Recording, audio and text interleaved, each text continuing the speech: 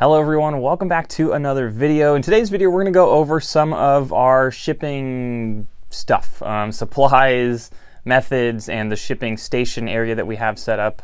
Because there's been a few changes that we made in the past 6 months to a year or so, and a lot of people ask us what materials we use and all that kind of stuff. So I wanna kind of go over a few of the things that we have going on now. So I'm gonna spin the camera around, and then you guys will get a complete update on everything that we've changed and how we're packing all of our orders now. Okay, so for the most part, it is very identical and similar to what we used to do in terms of having our boxes and everything down here. But what we recently did was decide to go completely eco-friendly. Now, we've showed these before. These are recyclable bubble mailers. They're not actually bubbles inside. It's like cardboard, I don't know, squishy stuff that they put in there. It's like cardboard and paper that's like been recycled and stuff. So that's now completely recyclable, which I really like. Now we get these from Uline. A lot of people tell us to stop buying stuff from Uline, but we continue to do that. That's where we get all our packing materials now. People, I think, it's cardboard-y, so people probably recycle it, but I figured I'd go one step further and I bought this little Please Recycle stamp. So I stamped these onto every bubble mailer. That was a bad one.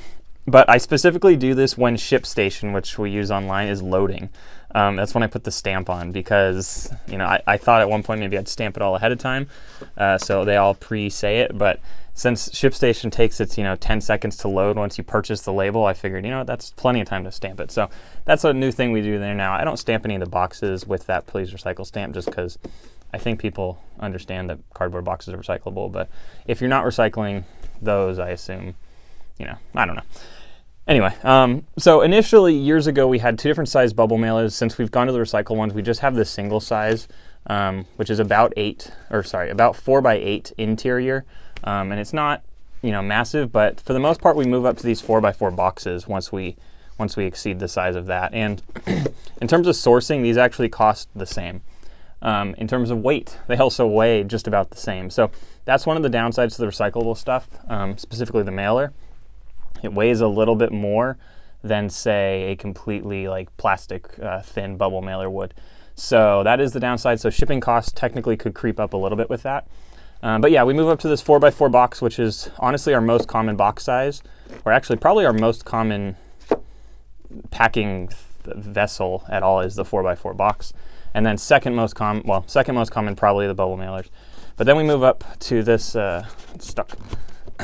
Jeez, it's so tight. This 6 by 6 by 4 box, which is also very great. So this is another pretty good one. Again, all these are bought from Uline. So after our 6 by 6 by 4 box, we then move up to this, which is a 6 by 8. 6 by 8? Yeah. So an 8 by 6 by 4 box, which is pretty good as well. Rarely do we use this one, in all honesty. Not super common. Once we go and have to move up from the 6 by 6 by 4, it's usually not just that extra 2 inches of space we need there. We usually jump up to this one. And this is essentially the same size as a medium flat rate box. So it's 11 by 8 by 5. Now, for a long time, we were using the flat rate boxes. So this is a large priority flat rate box, which used to be stored in here. And then there's the medium ones, which used to be stored in here. But you can see it's pretty much the same size box. We do a lot of our shipping now with UPS. So anything that weighs over a pound, not anything, but a lot of stuff that weighs over a pound, we end up going with UPS, primarily because it's cheaper than the priority mail. And their ground shipping is a similar time to the priority mail. Not always. Depends sometimes. Sometimes it takes a little bit longer, but it is always quicker than USPS than USPS ground. And we've had a lot of problems with USPS ground. In the past where it gets stuck somewhere for 12 days, something crazy, and eventually the customer gets it, but it's really, really long. So UPS ground is always in 5 days or something maximum. So usually for most of our customers, it's 2 to 4 days probably, obviously, which is very similar to this in terms of, oops, sorry, it's hard to do with one hand, in terms of shipping out a medium priority mail or a large priority mailbox. So this costs a little bit more. Obviously it comes with insurance and stuff, but that costs more than UPS ground, and UPS ground pretty much always gets there without a crazy delay. So that's why we moved to these boxes. Obviously we're paying for these boxes. Again, Uline, and off the top of my head, I don't know how much these cost right now. but I don't think the free is worth it in this case, obviously, unless you're always purchasing insurance, and UPS doesn't give you the free insurance when you buy a priority or when you buy a ground versus the priority mail. But generally, I have found that UPS much, much better. In this slot over here, we do have 12 by 12 by 6 boxes, which is also very similar to what this is. Again, we've just changed the fact that we are shipping with UPS now. Not always, but for anything or most of the time, what weighs over a pound. So sometimes we'll go back to priority, but rarely do we do priority. And unfortunately, the 12 by 12 by 6 just barely doesn't fit in here. So I actually have to move this wall over that 1/2 inch that right there, and then we can fit the boxes in there. But that's why we don't have that there. Another thing we've changed, we still do use bubbles. So we don't purchase bubbles, obviously. Well, maybe not obviously, but definitely don't buy these. These are just things that come in packages I have or Paul gets or whatever, you know, random things that show up. So we'll use that to pad things, but we've also changed, and we went and bought Uline craft paper. This stuff lasts forever. I think it's like 30 bucks for this box, and we've had this for like 6 months now, and I just rip off a little bit and I crumple it into a ball or whatever, and then I can fill the small additional space in the box or, you know, whatever it is. I really love this stuff. It's really, really nice. Obviously, if we don't have to buy it, we do try to use all the bubbles and stuff first, since we're not creating more waste that way. We're reusing stuff. But I figured instead of buying bubbles, I would buy paper, which is a little better because it's not plastic. We still have our, you know, our good old Beepert printer here, which I don't believe is available. But everything I show you here, except for the Uline stuff, or even maybe the Uline stuff, I'll put the links in the description below so you guys can check it out if you want. But yeah, we just have our thermal paper stuff back there, and then our printer here. This little guy for 50 whatever bucks we bought it used or whatever they call it on Amazon, still going. Incredible, the fact that that guy's still going. Pretty great. But we have some stamps back here. These are the things we stamp on the boxes to get the logo on the box. The stamp's getting a little old, so you're starting to see like a little bit of bleed now, like on the right side of the K there. There's a little extra, and over here you can sort of see like some box structure stuff to it. So I don't know if we'll buy a new one. It takes a lot of time to stamp the boxes, so I'm debating whether or not it's really worth it. I do like the touch. I think it's cool. People always say it's cool, but I'm wondering if there's a better way we can do it that's, you know, it doesn't cost as much time, because to stamp these really sucks. Recently, I've actually just been stamping it.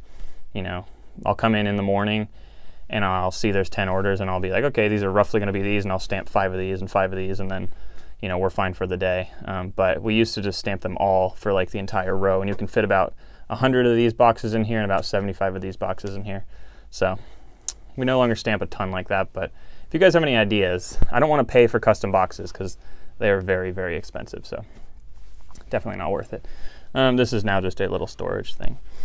The biggest change we've made, like we mentioned, all recyclable, is this thing up here, and I think we're going to get a lot of comments about this, probably more negative comments. But this is a paper tape dispenser. So this is paper tape, which is something you might find on like Amazon boxes and stuff. It's not plastic. And then if we turn this thing on, this is like a little mechanical thing. So I actually have stuff set right now to 2 different lengths. So these are not actually setting it, they're just little keys so you remember. But you have a couple programmable buttons here. In this case, I've programmed the short length to the 8-inch and the long length to the 12-inch. These are in inches. You click 4, 8, you know, you click however many you need, and that's how many inches it'll automatically spit out. And then you can easily tape your box. Now, there's no way I'm gonna be able to do this with one hand, so I'm not even gonna try. But for example, if I click short length, it'll click out that much tape. And that's how much tape I need, and it's sticky now, by the way. That's how much tape I need to fold this box and put half of the thing on it. I'm going to fold this in half so it doesn't get sticky everywhere, but that didn't work. Essentially, this is just water activated tape, so it's not sticky when it's over here, but once it goes through here, some water brushes along the bottom and it makes it sticky. And this is actually fully recyclable, so it's reinforced with like little pieces of like string paper stuff in there, but this is recyclable, so technically tape is not like plastic tape, so I was happy to do and make this change. The dispenser wasn't cheap, but the tape long term is actually cheaper than whatever the other tape is called. But yeah, I have you know, this was probably not a necessary purchase, but something I just wanted to do. For the most part, that's the update on our shipping station. We do have this scale now. I like this scale because it actually shows us in both pounds and ounces. So we used to have one that was just ounces, And now when you put it on, it'll show you however many ounces, and then like if, for example, it was over that, there you go, 1 pound, whatever. So you're no longer having to do the math in your head of like however many pounds, whatever. We were using our counting scale here, but then we kept switching it since we moved the cataloging stuff in the house. So it kept going in the house and then coming back out here to weigh packages. So we finally just bought this little guy, and it's pretty good. Other than that, I don't know much has changed. We got this little trash can now for labels. So we put the label backings in here. This was like free with the Uline order, so I figured why not. Yeah, I think that's pretty much it. The biggest change is now that we use the paper tape and we go to completely pretty much all brown boxes because we're not doing a ton of priority mail. And then, yeah, using UPS now, which is good. Yeah, I think that's pretty much it. So if you have any questions, let me know. Next week, or maybe not next week, but the following week, there'll be a new store tour for 2023. Which should be pretty cool because there's some stuff that people haven't seen, more drawers, different storage options and stuff like that. So yeah, this is our shipping station setup for end of 2022, and probably we'll continue all the way through 2023 with this. Thanks for watching. If you have any questions or comments, as always, go ahead and put them in the comment section below and we'll try to get back to you. And if you like the video, a thumbs up is always helpful, and let us know how you feel about our little setup. Thank you so much for watching. We'll see you all in the next video.